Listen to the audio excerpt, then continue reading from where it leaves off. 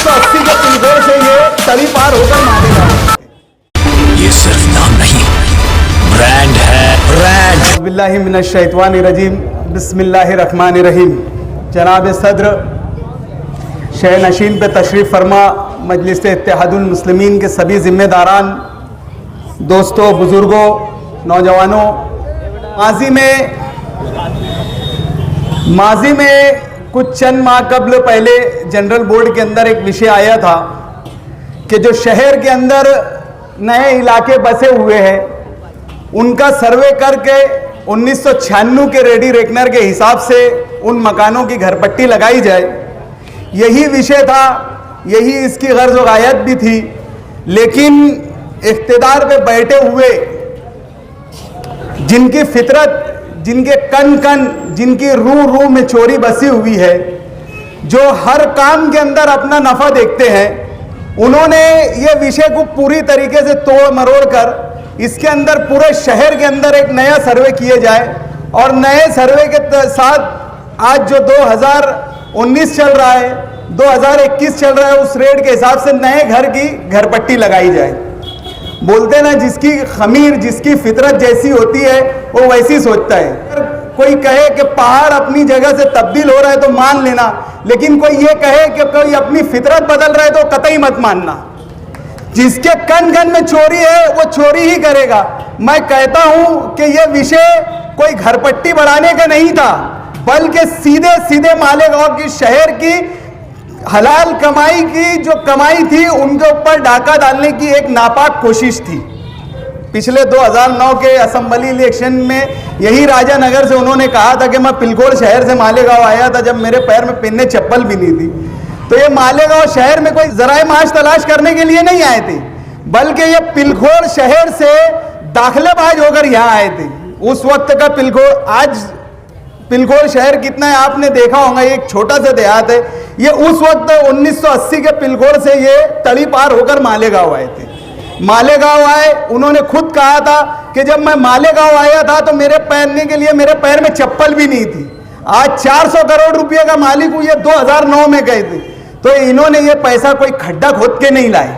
ये जब से मेंबर बने उसके बाद वक्त ने इनको प्रेसिडेंट भी बनाया, 2 दफे का आमदार भी बनाए। आज वो साबिक मेयर भी है, इनकी अहलिया 2 दफे की मेयर भी है और इनके बेटे भी मेयर है। आज घर पट्टी का टारगेट जो मालेगांव म्युनिसिपल कॉर्पोरेशन ने तय किया हुआ है वो 40 से 50 करोड़ रुपया है। और ये इनके एक प्राइवेट इंटरव्यू में इन्होंने कहा था, ये कौन से नशे में थे, कौन से सिगरेट के धुएं में थे, अल्लाह भी सवाब, मुझे तो नहीं मालूम। कोई बोलते कि वो कौन सा लेते, क्या लेते, गिल्ला लेते, सुक्का लेते, अल्लाह भी सवाब, मुझे नहीं मालूम।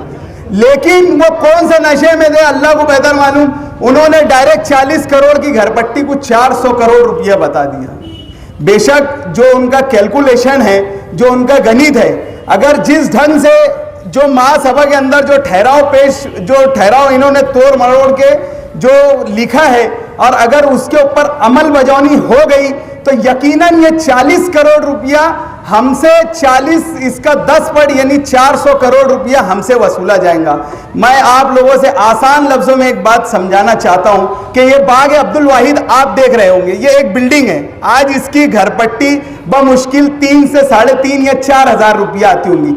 लेकिन जब इसका नया सर्वे होगा तो इसके अंदर एक कमल टूर एंड ट्रैवल्स का एक शटर है, सैफ मेडिकल का एक शटर है, उसके बाजू में सैफ मेडिकल का दूसरा शटर है, फिर सैफ मेडिकल का तीसरा शटर है। इस तरीके डिजिटलाइज सर्वे होगा और हर शटर का कमर्शियल उसके ऊपर टैक्स लगेगा, बिल्डिंग का अलग टैक्स लगेगा, बिल्डिंग के अंदर कितने कमरे हैं, बिल्डिंग के कमरों की दीवार कैसी है, उसके अंदर बाथरूम कैसा है, बाथरूम में टाइल कैसा है, इसका हर चीज का आपका सर्वे होकर इसका आज जो 3500-4000 रुपया टैक्स होता है, इसकी 40 से 45 हजार रुपया आज इसकी घरपट्टी हो जाएगी।